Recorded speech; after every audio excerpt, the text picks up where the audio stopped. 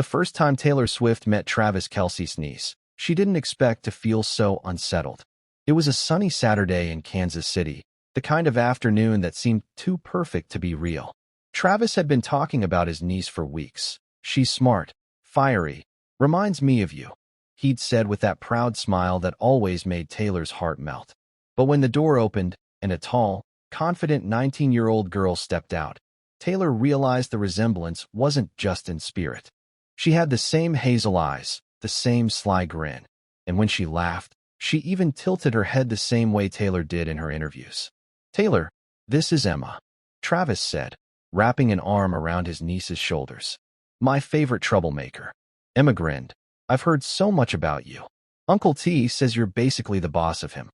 Taylor laughed politely, but something inside her tightened.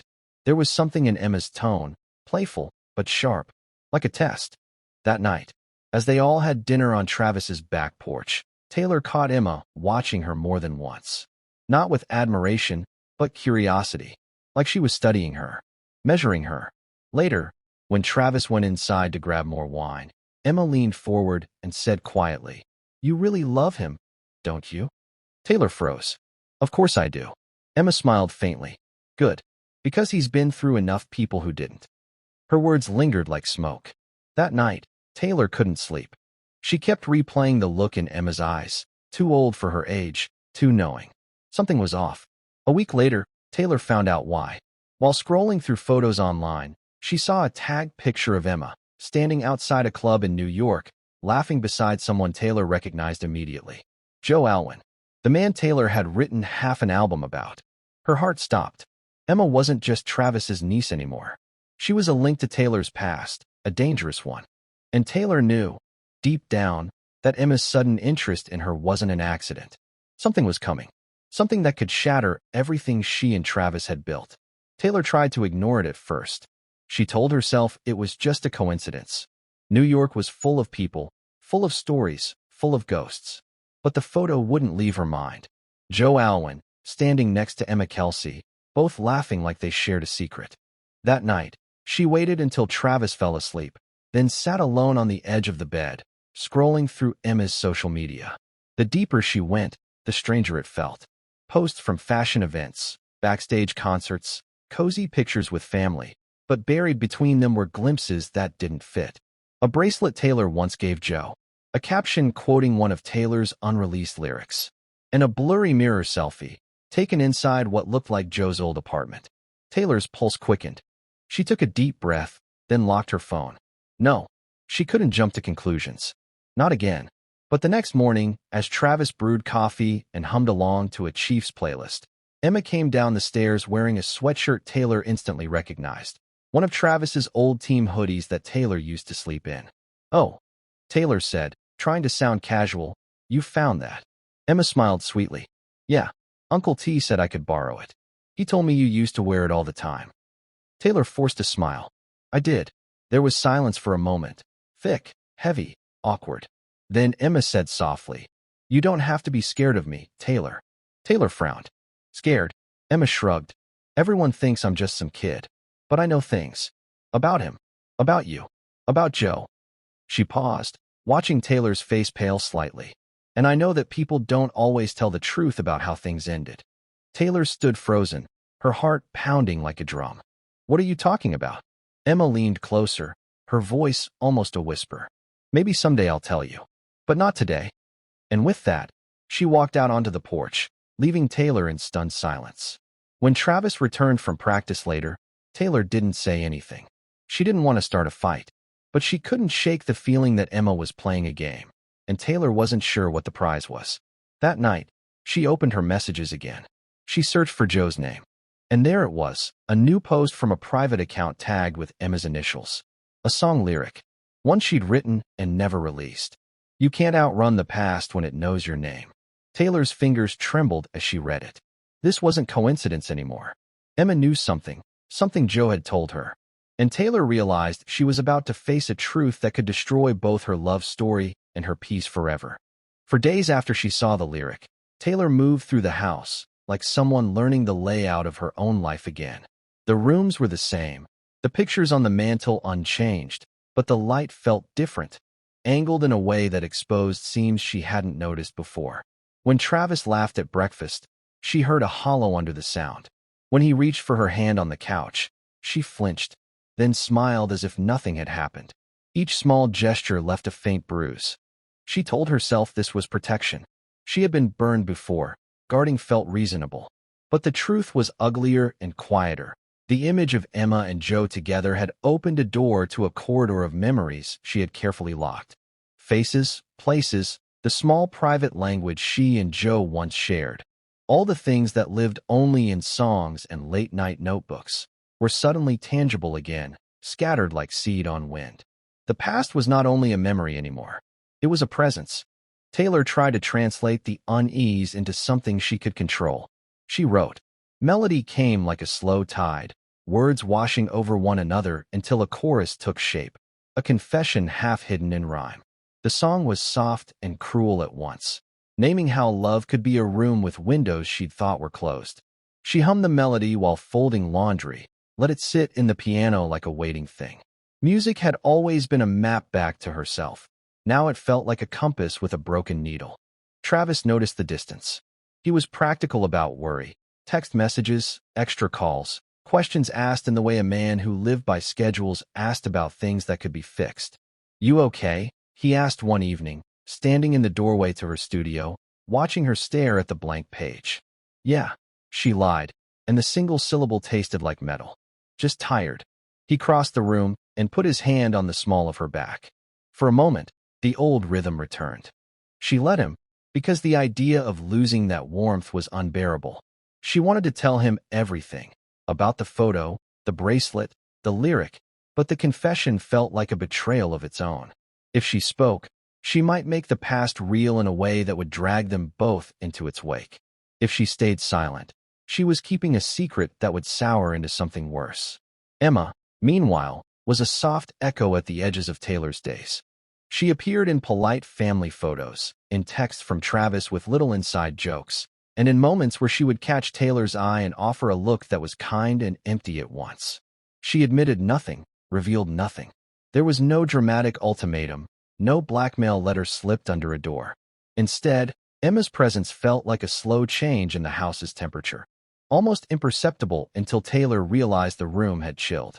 One afternoon, Taylor found herself listening to a voicemail she hadn't meant to keep. It was from Emma. The message was short. Emma's voice was steady, a little hesitant, like someone testing the waters. Hi, Taylor. This is Emma. I just heard you on the radio last week. Your voice sounded. She paused, and then said, it sounded like home. Call me if you want to talk. There was nothing threatening in it. If anything, it was fragile. Taylor pressed her thumb against the play button again, searching for the subtext she knew wasn't there. The line sat like a small stone in her palm. She wanted to throw it away. That night, she sat with the chorus she had written and hummed through the parts she couldn't bring herself to sing. Each chord opened memories she had thought she'd arranged neatly into verses. The music made the past sympathetic, human, not the thing that would come for her, but the thing that had once been her. Tears came quietly, not dramatic, just the clean, steady kind that empties the chest so there is room to breathe. She went to bed beside Travis and watched him sleep, the rise and fall of his breath like the sea. The love they shared was a series of small, inviolable facts. His ridiculous habit of leaving one sock off, the way he always chewed the cap of a pen while thinking, the way he held her in airports like it was the most important job in the world. She loved him with the fierce loyalty of someone who had chosen to rebuild herself into a life that included someone else. That was not a casualty she was willing to count without a fight. But how do you fight for something when the threat is a rumor, a photograph, a bracelet? How do you explain the way your chest contracts when a lyric you wrote in private becomes public in the hands of someone you barely know? In the days that followed, Taylor moved between two impulses. One urged confrontation. Call Emma. Ask for answers. Chase down the facts until the mess was sorted into truth and fiction. The other told her to protect what she had. Keep her silence. Safeguard their life from the tremors of old ghosts. She chose neither cleanly. She started to listen more. To Travis. To the house. To her own music, which told her truths she wasn't ready to speak. She met Emma's eyes across the room at a small family dinner, and gave her a soft, careful smile. Emma returned it with something that might have been pity or might have been empathy. Taylor could not tell which. That night, after everyone had gone to bed, Taylor opened her laptop and typed a line she had been avoiding. You can't outrun the past when it knows your name. She read it twice, then deleted it. She rewrote the line into something new, more honest and less venomous. The past remembers you, but you can choose how it shapes you. She saved the file and left it open. The choice would come. The fracture was quiet now, but fractures grow in the dark. She did not know when, or how, it would widen into daylight. All she knew was that she was no longer certain of the shape of her own story, and that uncertainty was the most dangerous thing of all. It was a Tuesday afternoon when Taylor decided she couldn't take the silence anymore. The air in the house felt heavy, full of unspoken words and half-truths. She'd spent days pretending, smiling at dinners, writing songs that danced around the truth, but deep down she knew. If she didn't face this now, it would eat her alive. She found Emma sitting outside on the porch swing, headphones in, scrolling on her phone.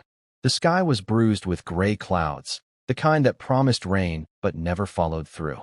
Taylor hesitated in the doorway, her fingers tightening around the mug she was holding. Then she walked forward. "Hey," she said softly. Emma looked up, surprised. "Hey, Taylor. You okay?" Taylor forced a small smile. "Not really." Emma pulled out her earbuds. "What's wrong?" Taylor took a seat beside her, setting the mug down on the table. "You know exactly what's wrong." For a moment, neither of them spoke. The wind carried the sound of distant cars, and the wooden swing creaked beneath them. Taylor took a deep breath. "I saw the photo of you with Joe." Emma blinked, but didn't deny it. "Yeah, I figured you might." Taylor's voice was steady, but her heart was pounding. "Why didn't you tell me? Why didn't you say anything?" Emma stared down at her hands. "Because it wasn't about you, Taylor. It wasn't some secret plan or betrayal. Joe's a family friend. My mom used to work on one of his film sets years ago. We stayed in touch. When he found out I was related to Travis, he reached out. He asked me how you were." Taylor's chest tightened. "He asked about me?" Emma nodded. "He said he hoped you were happy. That's all. He didn't tell me details. He didn't badmouth you. But I saw the way you looked at that picture, and I realized you still carry pieces of him you don't talk about." Taylor swallowed hard. "You don't understand what that time was like for me." Emma's tone softened. "You're right. I don't. But I do know what it's like to lose trust. To watch someone new come into your family and feel protective of the people you love." Taylor frowned. "Protective? You thought I'd hurt Travis?" Emma hesitated. "I thought anyone could. He's had a rough time with love. You know that. I wanted to see if what you two had was real." Taylor felt a sting, sharp and small. "So all of this, your little tests, the comments, the glances, was what? A game?" Emma shook her head. "No, a mistake." The words fell between them like glass. Taylor looked away, her throat tightening. "I never wanted to make you feel unsafe," Emma said quietly. "But I saw how scared you were of your past showing up again, and I guess I wanted to see if you'd run or stay." Taylor's eyes glistened. "And what did you find out?" Emma smiled sadly. "You stayed." A long silence followed. Taylor stared out at the fading light, her pulse slowly calming. For the first time in weeks, she felt something shift. Not closure, not forgiveness, but understanding. The kind that hurts before it heals. "I wrote a song," Taylor finally said. "About this. About how the past can follow you, even when you've moved on. But I changed the ending." Emma tilted her head. "How does it end?" Taylor smiled faintly.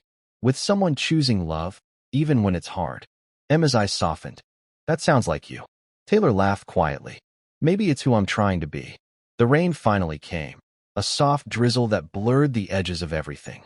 They sat there in silence, the sound of it washing over the porch like a kind of forgiveness. When Travis returned home later that night, Taylor met him at the door. She didn't tell him everything, just enough. Enough for him to know she had faced what she needed to face. He wrapped her in his arms and kissed her forehead. "You okay now?" Taylor nodded against his chest. "Yeah, I think I am."